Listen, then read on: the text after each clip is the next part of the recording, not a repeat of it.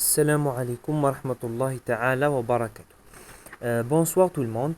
Dans cette nouvelle vidéo, في هذه الفيديو جديد راح نديرو une petite révision مراجعة للمقطع الأول تاع الميدان الأول تاع السنة الرابعة متوسط في اللغة الفرنسية. يعني on va faire une petite révision de la séquence 1 du projet 1 de la quatrième année moyenne. Bien sûr, de la langue française en matière de français. Très bien. وش راح نشوفوا في هذه المراجعة اللي نقدروا أيضا نعتبروها comme une révision pour les devoirs. يعني مراجعة تحضير للفروض. الفروض اللي راح يكونوا ابتداء من الأحد 24 أكتوبر إلى غاية الخميس 4 نوفمبر. خلال هذه الفترة راح تديروا فروض تاع الفصل الأول، وراح تكون الفروض حول المقطع الأول. يعني معظمكم تكونوا الآن كملتوا المقطع الأول وهو اللي راح يجيكم في الفصل. très bien. كما درنا في لي فيديو اللي فاتوا تاع تقديم منهاج وما إلى ذلك، قلنا باللي المقطع الأول في مادة اللغة الفرنسية راح يكون سي inciter à la découverte d'une région algérienne. Alors سنقوم بالدعوة يعني الترويج للسياحة بمنطقة من مناطق الجزائر، ou bien inciter à la découverte de l'Algérie en général.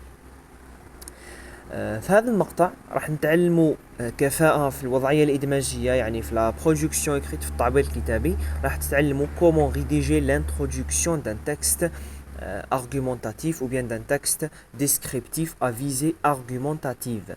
يعني راح نتعلموا نكتبوا المقدمة، وكانوا حتى اللي راح يقراو في الأقسام يعني comment rédiger l'introduction et la conclusion، المقدمة والخاتمة. يعني كل واحد يتبع الأستاذ نتاعو واش قرا. بالنسبة للوضعية الإدماجية والكفاءة نتاعها راح نخلي لكم في لي كومونتير وفي لا ديسكريبسيون في الوصف تاع الفيديو. راح نخلي لكم الرابط نتاع الفيديو درته العام الماضي على الوضعية الإدماجية، كيف تكتب وضعية إدماجية تعبير كتابي ناجح في السنة الرابعة متوسط.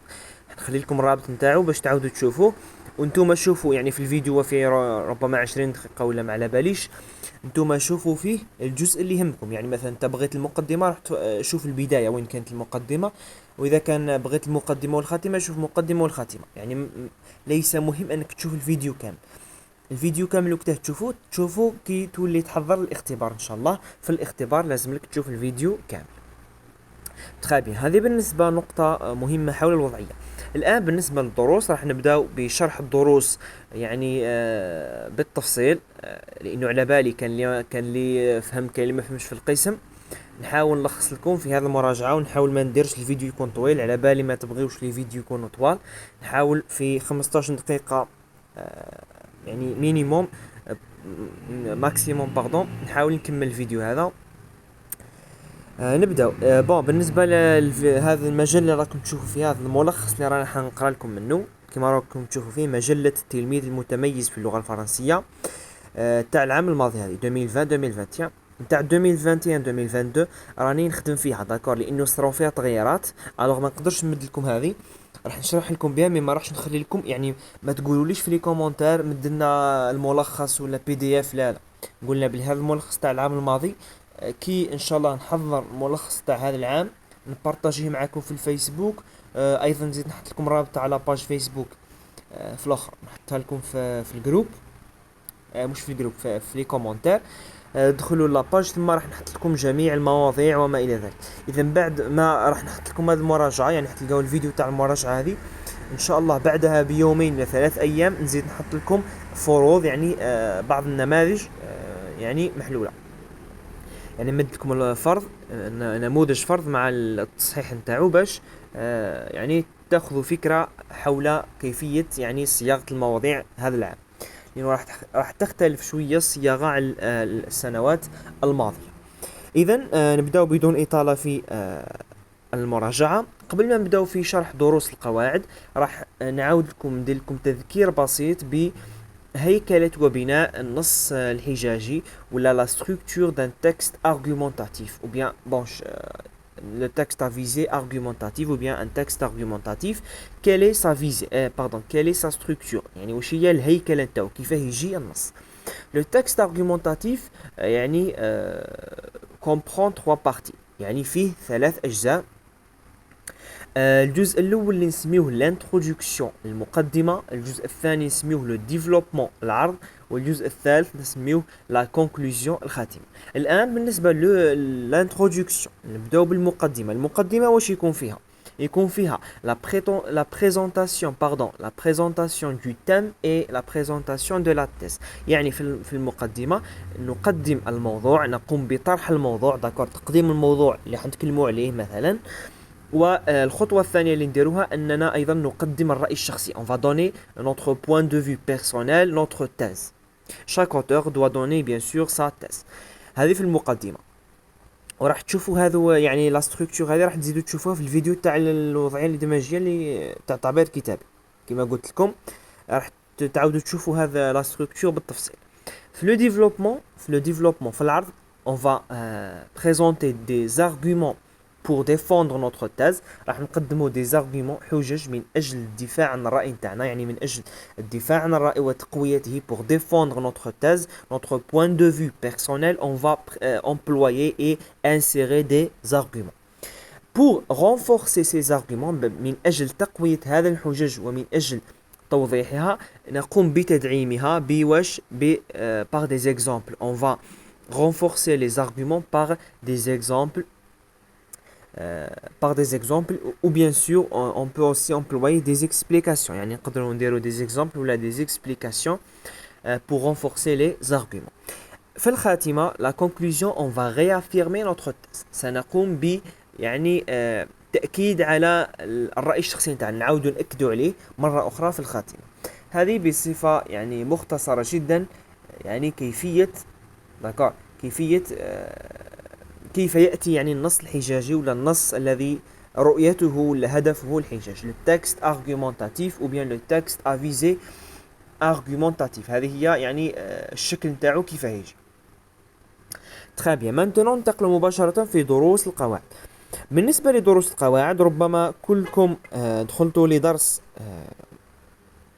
القواعد اللي قريتوه الاول هو كان لي فيرب دوبينيون ديريكتومون. مي انا عندي واحد الدرس نشوف باللي مهم جدا انكم تقراوه. هو درس ربما غير مذكور هذا العام في المنهاج ولكن هو درس مهم جدا وكانوا على بالي اللي راح يكونوا قراوه في القسم. الان كتبوا لي يعني في لي كومونتير اسكو هذا الدرس قريتوه في القسم ولا ما قريتوش. الدرس هذا اللي هو لو فوكابولير دو لارغومونطاسيون. Que veut dire le vocabulaire de l'argumentation? Le vocabulaire de l'argumentation معناها مجموع الكلمات والمفردات l'ensemble des mots اللي يعني تميز d'accord qui caractérise le texte argumentatif. مجموعة الكلمات والمفردات التي تميز النص الحجاجي، يعني فقط نلقاوها في النص الحجاجي d'accord. كيما هو راح نبداو نتعرفوا على الكلمات. الكلمه الاولى اللي هي لو تام، راكم تشوفوا في هذا لو شيما هذا كلمه لو تام. كلمه لو تام معناها واش معناها؟ راهو مد لكم دو سينونيم. لو تام ça veut dire le sujet ou bien l'idée générale، يعني الموضوع ولا الفكره العامه للنص. يعني الموضوع اللي يتكلم عليه النص، يتكلم على سكيكدا مثلا مدينه سياحيه، يتكلم على شخصيه داكور. الموضوع اللي يتكلم عليه النص نسميوه لو تام. المفردة الثانية اللي راح تتمثل في la thèse. Ça veut dire quoi la thèse? La thèse c'est le point de vue de l'auteur, c'est l'opinion, l'avis, la position de l'auteur. إذا عندنا كما راكم تلاحظوا 5 كلمات: thèse, point de vue, opinion, avis, position. هذه الخمس كلمات عندهم نفس المعنى. وش معناهم؟ الرأي الشخصي ولا وجهة النظر ولا موقف الكاتب. d'accord. وجهة نظر الكاتب حول الموضوع. La thèse c'est le point de vue de l'auteur sur le thème traité. وجهة نظر الكاتب حول الموضوع المطروح. نسميوها la thèse. très bien. ورا la thèse عندنا كلمة les arguments. Ça veut dire quoi les arguments? Les arguments ce sont les preuves ou bien les pensées, les idées. هي البراهين والحجج والأدلة والأفكار التي يستعملها الكاتب من أجل الدفاع عن رأيه الشخصي. بعد les arguments عندنا كلمة argumenter. كلمة argumenter عندها بزاف كلمة argumenter هي نفسها prouver démontrer معناها يثبت يبرهن ومعناها أيضا يقنع convaincre et persuader. الآن في المقطع الأول في لا سيكونس 1 شوفوا بالنسبة لكلمة convaincre et persuader ما نستعملوهمش يعني في نفس الوقت. دي فوا مثلا نقراو نص هذا نقول لك dans ce texte l'auteur est en train de convaincre ونقدر نقول لك dans ce texte l'auteur est en train de persuader. يعني هذو ماشي فيه نفس النص داكور، يعني كل نص وحده. مثلا النص الاول هذا نقول لك فيه persuader وهذا convaincre. علاه كاين فرق بيناتهم؟ نعم كاين فرق بيناتهم. وقتها نقولوا ce texte ou bien l'auteur de ce texte est en train de convaincre. كلمة convaincre نستعملوها كي يكون الكاتب يستعمل أدلة عقلية des arguments et des idées des pensées logiques. il emploie la logique، يستخدم المنطق والعقل. أما الكاتب لما يكون يستعمل أدلة تخاطب الحواس داكور يعني il يعني l'auteur il concentre et essaye de يعني il emploie des arguments qui touchent les sentiments اللي تريسلنا العاطفة اللي تكون عاطفية داكور، فيها المشاعر بزاف، فيها العاطفة، فيها الآخر. هنا on dit persuader داكور، يعني يحاول يقنعك بحاجة كما نقولوا، نقدروا حتى نقولوا يكذب، ماشي يكذب، نقولوا يبالغ. يعني الكاتب يولي يبالغ مثلا في الوصف تاع مدينه يبالغ فيها بزاف. هذه راهو يستعمل ادله باش يتوشيك لي سونتيمون، باش ياتيريك. مي كي نكونوا في موضوع عقلي مثلا نتكلموا على مثلا على لو راسيزم، على التمييز العنصري، هنايا ما فيهاش العاطفه. انا نقول لك بلي لو راسيزم قال سي كالكو شوز دونجورو اي بوركوا. كي نقول لك لي زارغون نقول لك باسكو il a des conséquences psychologiques des maladies psychologiques، يعني il provoque ou bien il cause. نقول لك باللي لو راسيزم التمييز العنصري هذا يسبب امراض. هذه حجه ليست حجه يعني كما نقولوا كما قلنا تاع لي سونتيمون، حجه عقليه، حجه منطقيه، سي ان ارغيومون لوجيك باللي لو راسيزم يدير عنده دي كونسيكونس بسيكولوجيك على يعني لا بسيكولوجي تاع لونفون بيان تاع لوم اون جينيرال، يؤثر على نفسيه والصحه النفسيه للانسان داكور. يعني هذه حجه منطقيه وعلميه داكور. هذا هو الفرق بين بيرسيادي اي كونفينك. رانا ديجا في الدقيقه 12. معليش سعفونا شويه، راح يطول الفيديو بالك 20 دقيقه. يعني ما بغيت نشرح لكم بالتفصيل باش اللي ما فهمش يعاود يفهم داكور. انت كتلميذ كي اذا راك تتفرج الان في الفيديو وصلت هذه الدقيقه جاتك ثقيل الفيديو، اسيي تستعمل لا فيتاس، دير لا فيتاس تاع اليوتيوب باش يعني تخلص الفيديو في اسرع وقت. هذا اذا كنت تلميذ متمكن من الماده. اما اذا كنت تلميذ ضعيف في الماده ولا تبعني واش راني نتكلم يعني نقطه بنقطه. تري بيان. بون قلنا argumenter c'est prouver démontrer. الآن كلمة les exemples، إذا الكلمة الخامسة في le vocabulaire de l'argumentation اللي هي les exemples. les exemples ce sont les illustrations، هي الأمثلة والصور التي يستعملها الكاتب في النص نتاعو. مثلا يقول لك باللي التمييز العنصري عنده نتائج سلبية على نفسية الطفل. نمدو مثال باغ اكزومبل مثلا في 2018 اكثر من كذا طفل ولا اكثر من مثلا نقولوا 1000 مراهق قام بزيارة طبيب نفسي بسبب التمييز العنصري. شوف مديت مثال باش نوضح الفكرة نتاعي داكور. هذا هما لي زيكزامبل. اذا هذا الدرس بمثابة تعريف لبعض المصطلحات اللي تصادفوهم هذا العام. يعني هذا الدرس يساعدكم باش تفهموا بعض المصطلحات المهمة جدا خلال هذا العام. الآن بعد ما كملنا هذا الدرس ننتقلوا للدرس الثاني. الدرس الثاني اللي راح يتمثل في لي فيرب اي لي زيكسبرسيون دوبينيون. كما راكم تشوفوا هما كي لي فيرب اي لي زيكسبرسيون دوبينيون، وما عدا ذلك ما تشوفوش الدروس الباقي. لي فيرب اي لي زيكسبرسيون دوبينيون اذا هي مجموعة من الأفعال والعبارات، دي فيرب أفعال واكسبرسيون عبارات نستعملها للتعبير عن رأينا الشخصي أو نستعملها من أجل تقديم رأينا الشخصي pour présenter notre point de vue, pour présenter notre thèse. باش نقدموا لا thèse نتاعنا، الرأي الشخصي نتاعنا، نستعملوا هذه الكلمات وهذه المفردات اللي سميناهم قلنا les verbes et expressions d'opinion. عندنا بالنسبه للافعال، الافعال لي فيرب دوبينيون عندنا بزاف: croire, penser, trouver. نقولوا مثلا je pense, je crois, je trouve, je remarque, je suis يعني j'estime, il me semble. On peut dire juger, aimer, approuver, apprécier, affirmer. هذو كامل admettre. هذو افعال كامل ce sont des verbes d'opinion. Aussi pour les expressions العبارات عندكم à mon avis, d'après moi, ou selon moi, j'ai le sentiment que, j'ai l'impression que. هذو يساعدوكم من جهة باش تكتبوا التعبير تاعكم. كي نقول لكم مثلا في وضعية إدماجية اكتب مقدمة نص حجاجي. لما تقوم بتقديم الرأي الشخصي quand tu présentes la thèse, il faut employer un verbe d'opinion. لازم تستخدم فعل من أفعال الرأي لأنه عليه نقطة، أو عليه نقطة ولا نصف نقطة. لو كان ما ديروش تنقص العلامة. هذا الدرس تاع لي فيرب دوبينيون. الآن نمروا لا غرامير. لا غرامير واش قريتو درس سهل اللي هو لا بروبوزيسيون. ها هي لا بروبوزيسيون سوبوردوني ريلاتيف. لا بروبوزيسيون سوبوردوني ريلاتيف اللي واش يوافقها في اللغة العربية الجملة الموصولة. الجملة الموصولة. واش راح نتعرفوا على la proposition subordonnée relative. La proposition subordonnée relative, comme l'adjectif qualificatif et le complément du nom, elle est aussi elle est considérée comme une expansion du nom. يعني تعتبر عبارة عن expansion du nom. وش هما les expansions du nom؟ les expansions du nom هما مجموعة من الكلمات التي نستعملها من أجل توضيح اسم معين. pour préciser un nom. par exemple je dis دي خيمة. دي خيمة ونسكت. كلمة خيمة سي ان نو، اسم، خلاص. بغيت نوضحو نستعمل ان ادجكتيف كاليفيكاتيف، صفة. نقول دي خيمة اكيونت. مديت استعملت الصفة من اجل توضيح هذاك الاسم.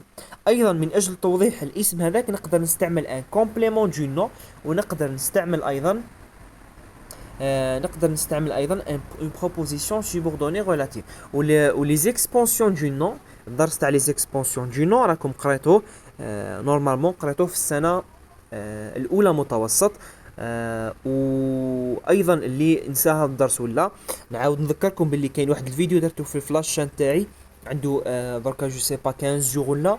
هذا الفيديو مكتوب فيه اقوى مراجعه للسنه الرابعه متوسط. هذيك المراجعه اذا مازال ما شفتهاش ادخل شوفها، على لانه فيها مراجعه لبعض الدروس الاساسيه اللي قريتوها في الفرنسي في السنوات الماضيه وتحتاجوها هذا العام.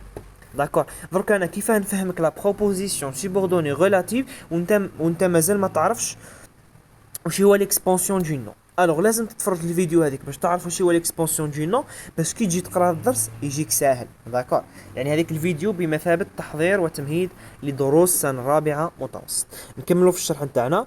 الوغ قلنا لا بي اس ار لا ريلاتيف est une expansion du nom. aussi nous avons deuxième phrase هذه elle est introduite par un pronom relatif. la proposition subordonnée relative الجملة الموصولة هذه دائما ما تبدأ بواه تبدأ ب اسم موصول un pronom relatif. دائما مثلا في اللغة العربية نقولوا قال الرجل الذي فعل كذا وكذا، الذي فعل كذا وكذا عبارة عن جملة موصولة. بواش تبدأ باسم موصول الذي دائما. حتى هنايا la proposition subordonnée relative elle commence par un pronom, elle est introduite par un pronom relatif. وش هما لي برونون ريلاتيف اللي نقدروا نلقاوهم في الفرنسي وهذا العام بالذات؟ في هذا الدرس عندكم 4 ركزوا عليهم مليح. كي، كو، دون، او. داكور. عندكم كي وعندكم كو وعندكم دون وعندكم لو او. داكور. يعني ركزوا مليح على هذه الدروس. شوفوا نتمنى اني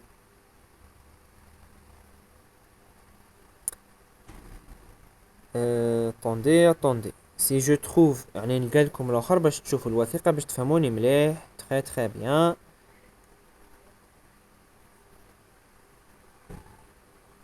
هاي وقت ركزوا معايا مليح.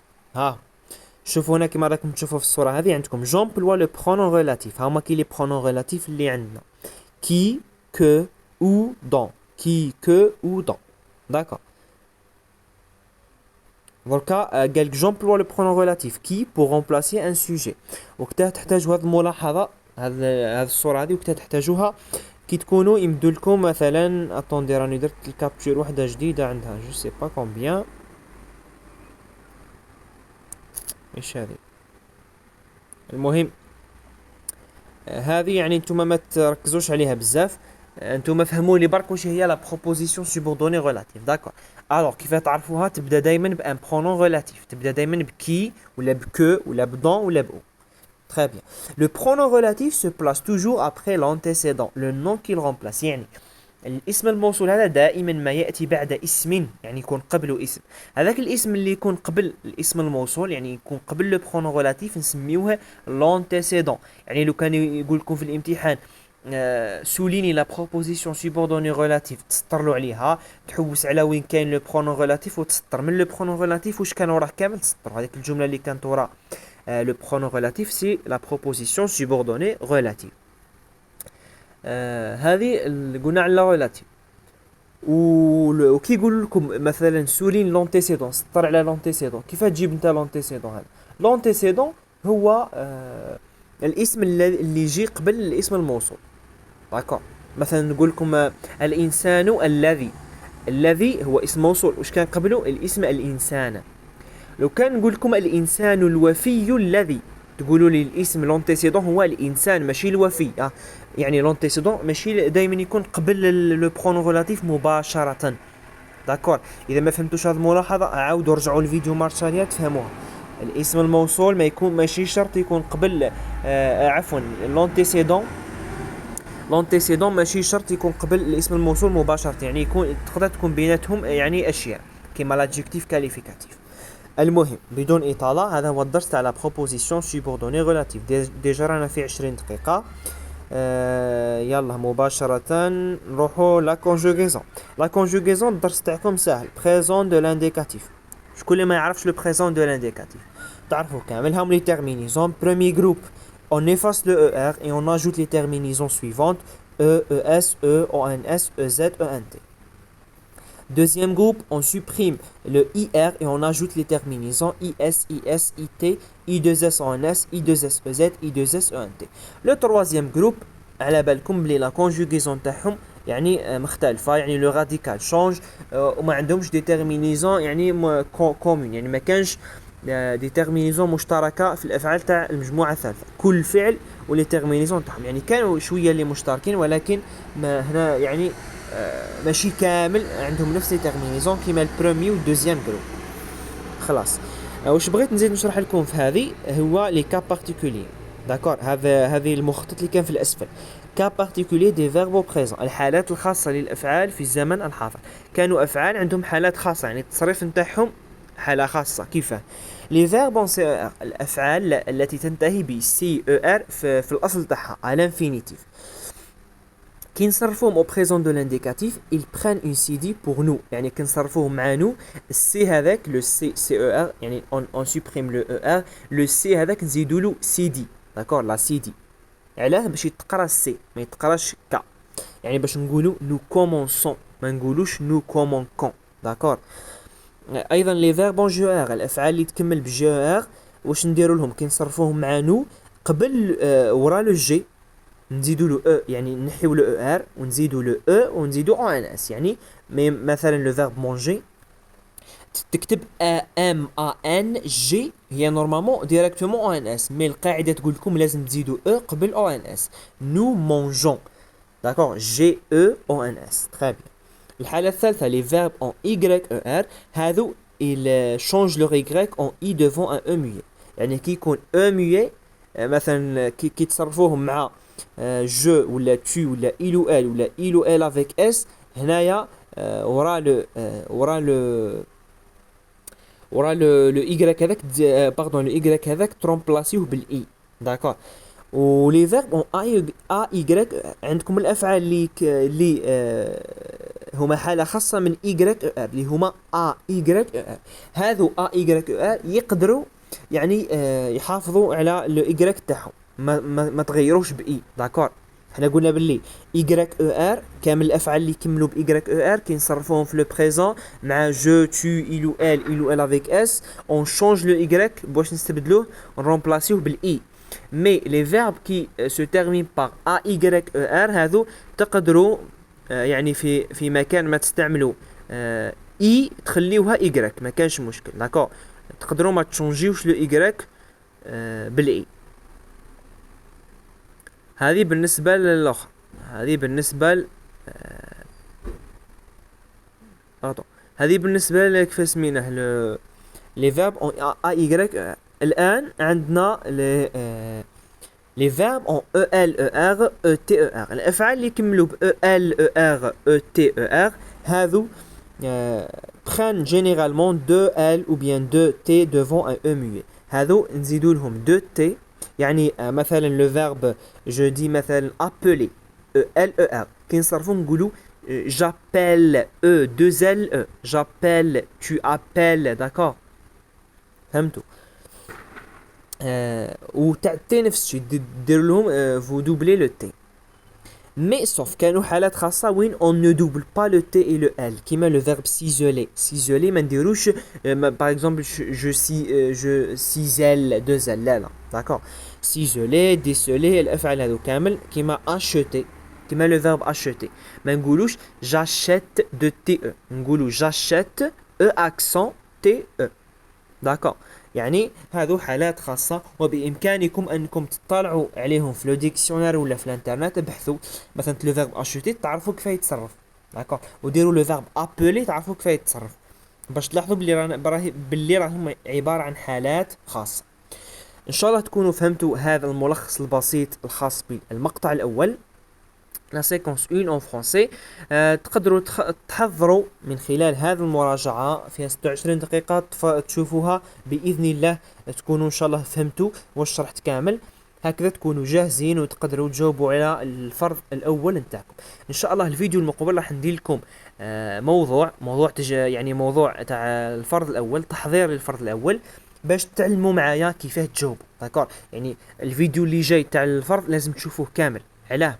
لانه راح نمد لكم طريقه الاجابه، منهجيه الاجابه، كيفاه تجاوب، كيفاه تصطاد النقاط. داكور. كيفاه تجيب النقطه حتى واذا كنت تلميذ غير متمكن من اللغه. ان شاء الله تكونوا اذا استفدتوا من هذا الفيديو. اذا كان عندكم انشغالات، اسئله ولا حاجه ما شفتوها ناقصه في الفيديو ولا اكتبوها لي في لي كومونتير. ومن فضلكم حاولوا تبارطاجيو معنا لا فيديو هذه يعني في لي جروب فيسبوك ومع لي زامي تاعكم باش يستفيدوا كامل من هذه المراجعه. نلتقي ان شاء الله في مراجعه اخرى. والسلام عليكم ورحمه الله تعالى وبركاته.